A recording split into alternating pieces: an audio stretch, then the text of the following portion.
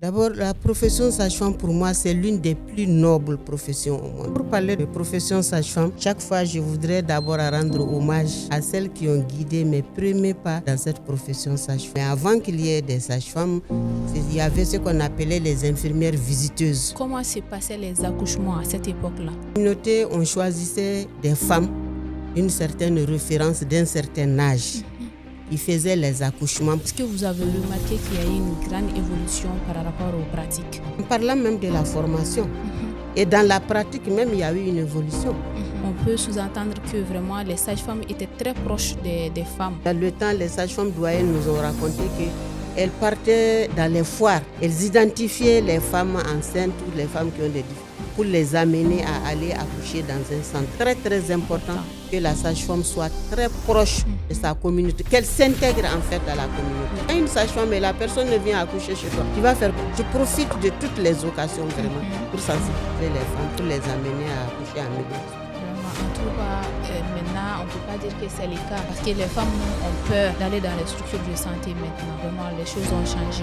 Et selon vous, quelles peuvent être vraiment les qualités qu'une bonne sage-femme doit avoir depuis hier jusqu'à aujourd'hui? Il faut que la sage-femme soit bien formée. Parce que quand tu n'es pas bien formée, là, même si tu peux bien faire, tu ne peux pas bien faire. Et d'abord, il faut venir dans cette profession par vocation. Ce n'est pas parce que X est sage-femme, Y est sage-femme. Qu'est-ce qui vous a marqué durant votre parcours? Une fois, on est venu nous demander d'aller chercher une femme. On est parti avec l'ambulance. Arrivé quelque part, le guide ne se retrouvait plus. Malheureusement, quand on est arrivé, on a trouvé que la femme a rompu son utérus. Elle est décédée, son enfant est décédé. Ça m'a beaucoup marqué. Je me disais que si on était arrivé, c'était une femme qu'on pouvait sauver.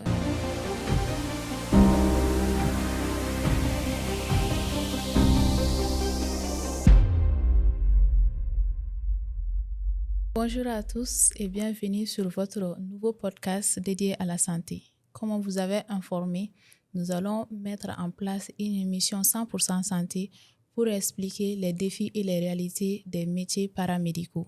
Et pour commencer, on n'a pas sauté. On a voulu débuter avec une icône.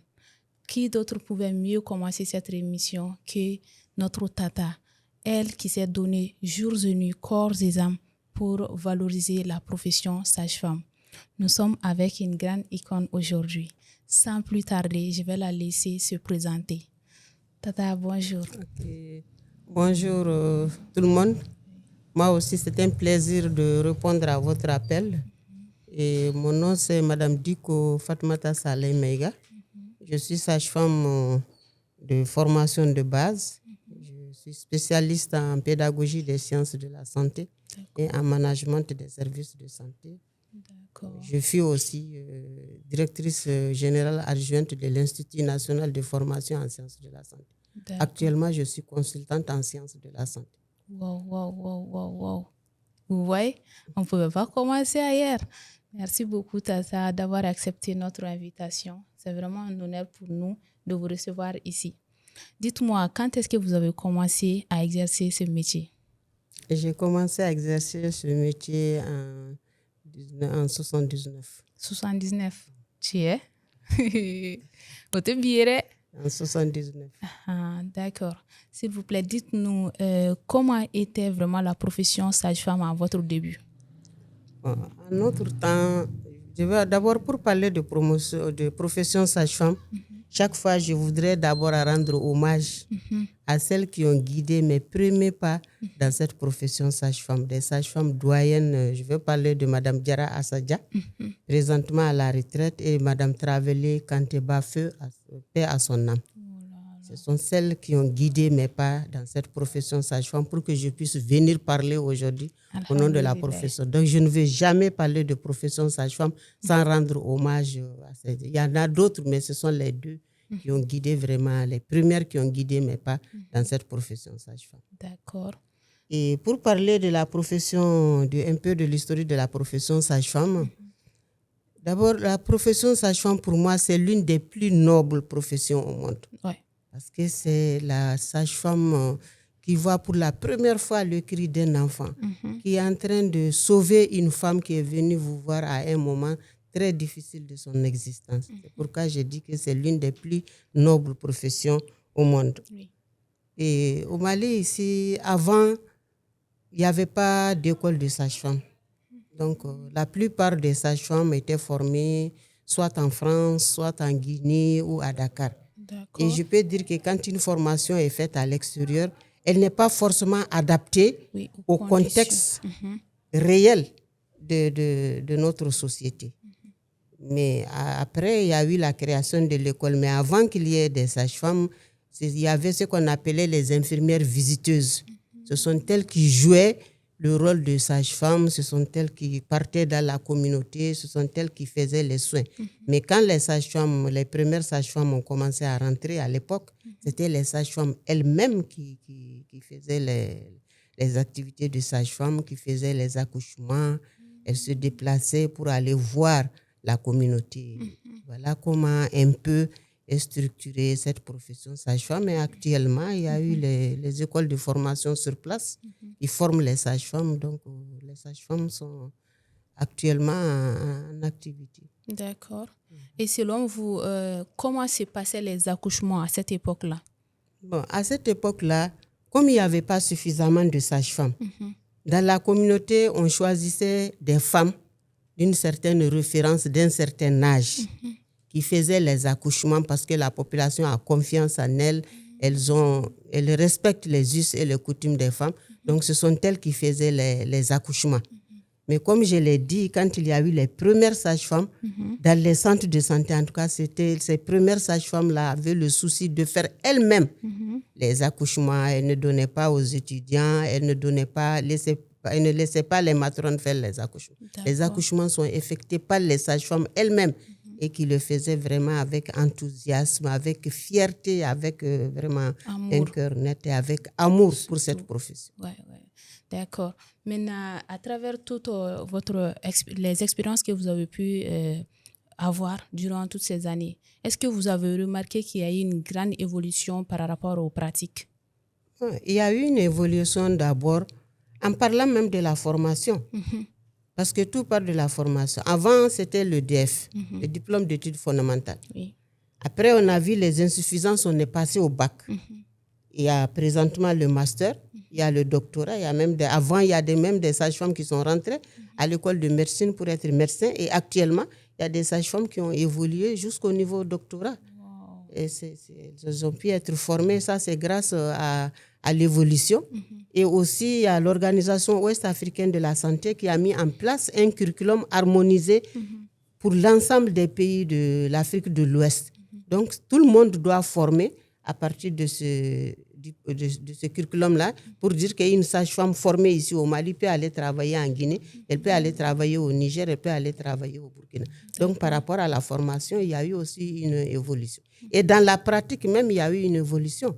Avant, les compétences de la sage-femme n'étaient pas définies. C'est vrai. Et présentement, il y a la Confédération internationale des sages-femmes qui a défini les compétences et les champs d'action de la sage-femme. Donc, je peux dire qu'il y a eu une évolution de cette profession à partir de la formation et à partir de la définition des compétences. D'accord. Et par rapport à l'accouchement? Bon, par rapport à l'accouchement, c'est juste un acte. Par rapport à l'accouchement, présentement, dans les grands centres, en tout cas, on nous rapporte souvent que c'est plutôt les internes, les étudiants qui font les accouchements. Dans le temps, ce n'était pas comme ça. La sage-femme est fière de faire elle-même son accouchement. Mais avec l'évolution des choses, il y a beaucoup de choses qui se sont détériorées ou qui ont changé.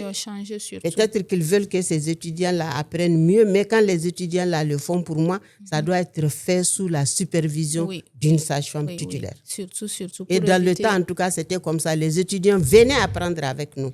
Et nous, on a appris avec les sages-femmes doyennes.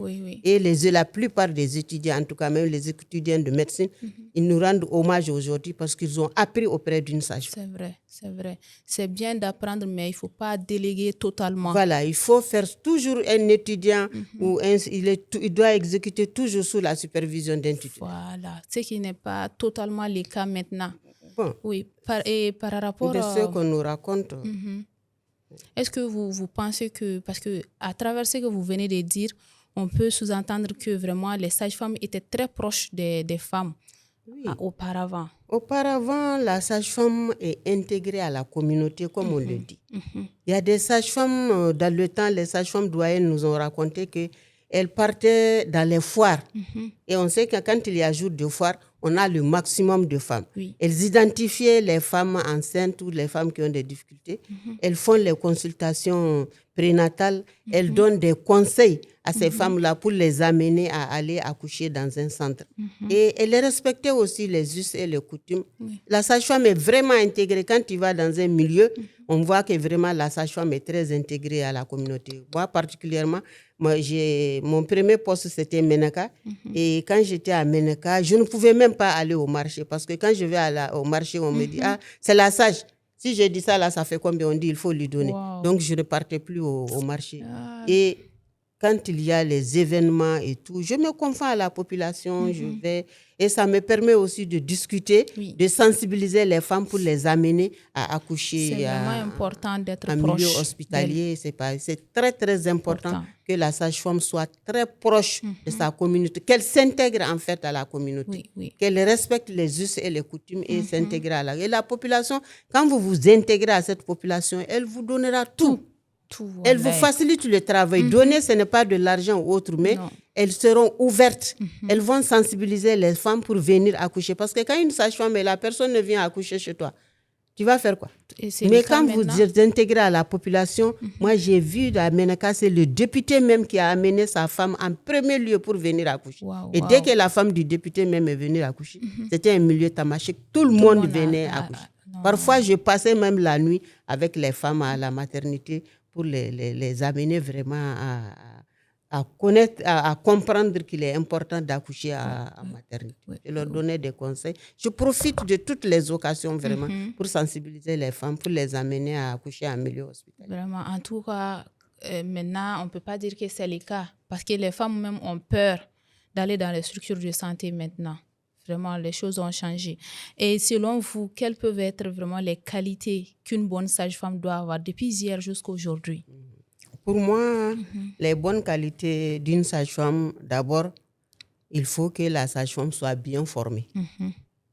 Parce que quand tu n'es pas bien formée, là, même si tu veux bien faire, tu ne peux pas bien faire. Et d'abord, il faut venir dans cette profession par vocation. Ce n'est pas parce que X est sage-femme, Y est sage-femme, je vois son rayonnement que je vais être sage-femme. Il faut que tu l'intériorises. Je veux être sage-femme vraiment par vocation. Je vais être sage-femme. Donc, il faut aimer cette profession pour venir. Et il faut être bien éduqué. C'est vrai, c'est important. L'éducation, c'est la base de tout. Il faut être bien éduqué.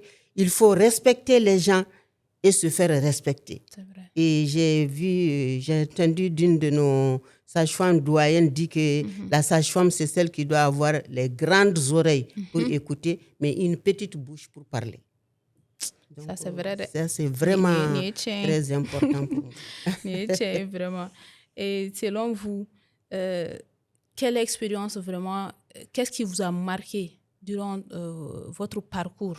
Qu'est-ce qui vous a marqué? Est-ce que vous pouvez nous partager un moment vraiment qui vous a marqué? Vraiment. Dans ma profession, comme je l'ai dit, et quand j'étais sage-femme à Menaka, c'est une zone très, très... Il n'y avait pas de route en fait. Donc une fois, on est venu nous demander d'aller chercher une femme qui avait des difficultés d'accouchement. Et on prenait un guide. On est parti avec l'ambulance. Arrivé quelque part, le guide ne se retrouvait plus. C'était la nuit, donc ils ne sont pas habitués aux phares de la voiture. Donc on a éteint les phares. Malgré tout, il s'est paré. Il nous dit donc on passe la nuit ici. Demain matin, on va aller. Mais à l'aube, il s'est réveillé. Il s'est trouvé qu'on a passé la nuit juste aux flammes même de la colline. Et c'est derrière la colline qu'il y avait la femme. Malheureusement, quand on est arrivé, on a trouvé que la femme a rompu son utérus. Elle est décédée, son enfant est décédé. Ça m'a beaucoup, beaucoup marqué. Je me disais que si on était arrivé, c'était une femme qu'on pouvait sauver. Ça m'a beaucoup, ça m'a beaucoup sont marqué. des épreuves qu'on ne peut pas oublier. Ouais, et je n'ai pas pu oublier ça. En tout cas, selon vous, quels sont les comportements que les étudiants actuels devraient essayer d'avoir Je sais que vous avez parlé des qualités qu'une sage-femme doit avoir, mais par rapport aux étudiants, depuis la période d'études, quelles sont les qualités qu'ils doivent avoir pour pouvoir être un bon... Par rapport à la question, je crois qu'on avait le comportement des étudiants d'abord. Comme je l'ai dit, il faut partir de la formation et avoir la compétence. Les étudiants doivent se dire qu'ils viennent pour apprendre quelque chose. Et quand tu apprends, après c'est toi qui vas être devant la scène. Les sages-femmes, là, elles ont appris d'abord avant d'être sages-femmes. Et je l'ai dit tantôt, un étudiant n'est responsable de rien. Il doit tout exécuter sous la supervision de quelqu'un.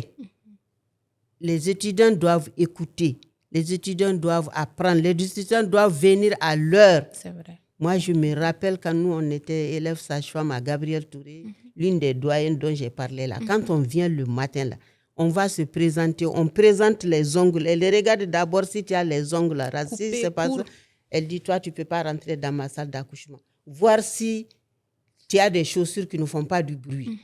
Si tu as des chaussures qui font du bruit, si elle te dit comme ça à gauche, cela veut dire que tu ne rentres pas dans la salle. Elle voit si les cheveux là sont bien couverts. Si tu n'as pas de boucles qui vont taper sur le décorium professionnel, comme on le dit. Donc, c'est tout ton comportement qu'on regarde d'abord avant de t'accepter dans la salle. Mais maintenant, les étudiants, je ne peux pas dire que totalement c'est de leur faute. Ils ont besoin d'un encadrement aussi. Il faut leur enseigner ce décorium professionnel-là depuis l'école et aussi former les encadreurs aussi pour accompagner ces étudiants. Moi, je pense que c'est tout ça qu'il faut mettre dans la balance. Et je aussi par rapport aux encadreurs, actuellement, avec la pléthore d'étudiants sur le terrain, il n'y a pas suffisamment d'encadreurs pour accompagner chaque étudiant. Avant, nous, on n'était pas nombreuses. Il y avait 12, 14 par promotion. Quand on va à Gabriel Touré, on connaît, il y a 3, 4 sages-femmes qui sont là pour nous accompagner. Et elles observaient tout ce que tu faisais. Et en fin de journée, on te faisait un feedback par rapport à ce que tu as bien fait, par rapport à ce que tu n'as pas bien fait, même par rapport à ton comportement. On t'observe quand tu examines une femme et on voit si tu t'es vraiment bien comporté, ce que tu n'as, on te fait le feedback. Et désormais, tu vas corriger mais c'est tout, c'est pas directement lié à l'étudiant en fait. Je crois que l'environnement dans lequel vit l'étudiant, dans lequel travaille, j'ai parlé de la pléthore sur le terrain. Et même au niveau, avant c'était une seule école qui formait les étudiants. Mais maintenant, il y a toute une gamme d'écoles avec les accords de Bretton Woods. C'est normal d'ouvrir le privé, mais quand on ouvre le privé, il faut mettre la qualité. Oui, c'est et important. La plupart des écoles privées en santé ne répondent pas aux normes. C'est ce qui fait que vraiment, il y a ce que parfois...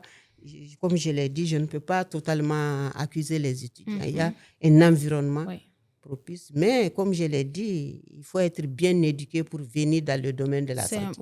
C'est important. C'est très, très important. Bonne éducation, il faut être bien éduqué pour venir dans le domaine de la santé. C'est important. Vraiment. Et selon vous, quels sont les défis et les réalités vraiment auxquelles les sages-femmes font face à Emile? Si on parle de défis, je l'ai dit tantôt, il y a d'abord la formation, la formation de base. Je viens de le dire tout à l'heure, il y a une pléthore d'écoles, pléthore d'étudiants, ce qui fait que l'encadrement n'est pas de qualité. Alors que j'ai dit que la Confédération internationale des sages-femmes a défini les compétences de la sage-femme. Elle a défini le champ d'action de la sage-femme. Et la formation doit se baser sur ces compétences. Mais s'il n'y a pas le nécessaire, à l'école, il n'y a pas le matériel nécessaire dans toutes les écoles pour former les étudiants pour atteindre la compétence. Sur les terrains de stage, il n'y a pas suffisamment de matériel, il n'y a pas de laboratoire de compétences, il n'y a pas d'enseignantes qualifiées pour encadrer les étudiants. Il y a aussi le défi par rapport aux conditions de travail. Surtout dans tous les centres, on n'a pas le matériel nécessaire qu'il faut pour que la sage-femme puisse s'acquitter de ses tâches correctement. Si je parle de défi aussi, il y a l'insuffisance de motivation pour les sages-femmes qui ont fait le sacrifice, surtout qui ont accepté d'aller travailler en zone difficile, en zone éloignée. Ces sages-femmes-là doivent avoir des éléments de motivation pour leur permettre de rester. S'il y a des formations, c'est à elles qu'on doit penser. S'il y a des bourses, c'est à elles qu'on doit penser. Et même dans le temps, avec l'association des sages-femmes, on a même eu à faire des propositions d'éléments de motivation. La motivation n'est pas seulement monétaire. On ne parle pas de motivation monétaire. Mais dans les distinctions honorifiques, on doit penser aussi à ces sages-femmes travaillant en zone difficile. Vraiment, c'est important. C'est important, vraiment. Et de plus en plus, les populations connaissent leurs droits. Oui. Donc, quand ils viennent vers vous, il faut vraiment... tout n'est pas lié à l'incompétence ou bien au comportement de la sage-femme. Si la sage-femme veut faire son travail, mais elle n'a pas le matériel nécessaire qu'il faut pour le faire, comment vous voulez qu'elle fasse? Ça va être un peu difficile pour elle. Et en matière de défis actuellement, je crois que ça c'est commun à tout le Mali, le défi sécuritaire. Nous avons des sages-femmes qui travaillent dans les zones difficiles. Vraiment. On les enlève au moment des évacuations, on les agresse. Bon, ça, c'est pas la faute à quelqu'un, mais c'est notre contexte politique qui le veut comme ça. Et comme défi aussi, il y a le déploiement des sages-femmes. Il n'y a pas... La plupart des sages-femmes sont concentrées dans les zones urbaines. Donc, le gouvernement vraiment est en train de mettre en œuvre ce qu'ils appellent la politique de déploiement. Parce que les populations rurales, là, ils ont des droits. Ils ont droit à une sage-femme. C'est vrai. Donc, vraiment, le déploiement des sages-femmes aujourd'hui, il y a des partenaires qui ont essayé d'accompagner le gouvernement, mais j'avoue que jusqu'à présent, le déploiement reste vraiment un défi majeur pour cette profession. D'accord. Pour les autorités. Oui. Vraiment, merci beaucoup, Madame la directrice. À travers tout ça, on a vraiment compris beaucoup de choses sur la profession, surtout les difficultés. Parce que, comme vous l'avez dit, la population ne voit pas les côtés lacunes au niveau du matériel, la formation, etc. Pour mettre fin à cette discussion, quel message vous avez à adresser tout d'abord à la population et ensuite aux futures sages-femmes? Oui. Merci beaucoup. Et le message que j'ai adressé à la population, vraiment, c'est de ne pas avoir des préjugés avant de venir dans un centre de santé. Et de savoir aussi que les agents de santé sont là à leur disposition, de leur faciliter la tâche. Par exemple, si tu vas dans un centre avec une seule femme qui doit accoucher, tu vas trouver que toute la famille a déménagé. Et c'est difficile de travailler dans ces conditions-là. Vraiment. Donc, je demande vraiment à la population aussi de réclamer leurs droits, mais de savoir que les agents de santé aussi ont des droits. Ils ont des devoirs, mais ils ont des droits. Donc, pour moi, il doit y avoir une symbiose de communication entre la population et les agents de santé, et surtout la sage-femme. D'accord. Vraiment, la sage-femme doit se considérer comme un membre de la communauté.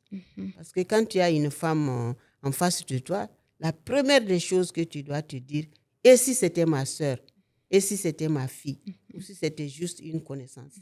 Et ce qui va m'amener à dire aussi comme message, une sage-femme doit avoir de l'empathie, se mettre à la place de l'autre pour savoir qu'est-ce que cette femme-là qui est venue me voir à ce moment précis de son existence. Si par exemple c'est une femme qui attend un enfant, ça c'est un moment crucial qu'aucune femme ne peut oublier et que toute femme souhaite être enceinte et venir accoucher. Donc elle vient vous voir à un moment difficile où il y a des choses qu'il n'y a que toi qui peux lui rendre ce service.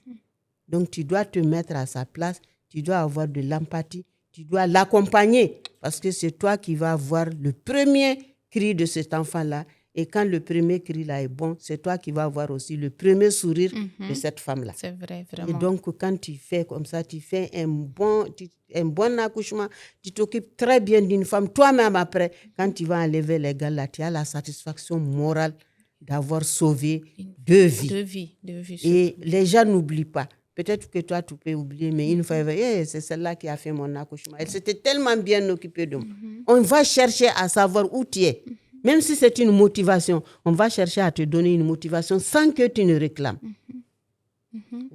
Alors qu'aujourd'hui, les motivations sont devenues une obligation. Bon, ça ne doit pas l'être. C'est ce que j'ai dit. Et nous, comme je l'ai dit, dans cette profession-là, nous avons un ordre professionnel, nous avons une association.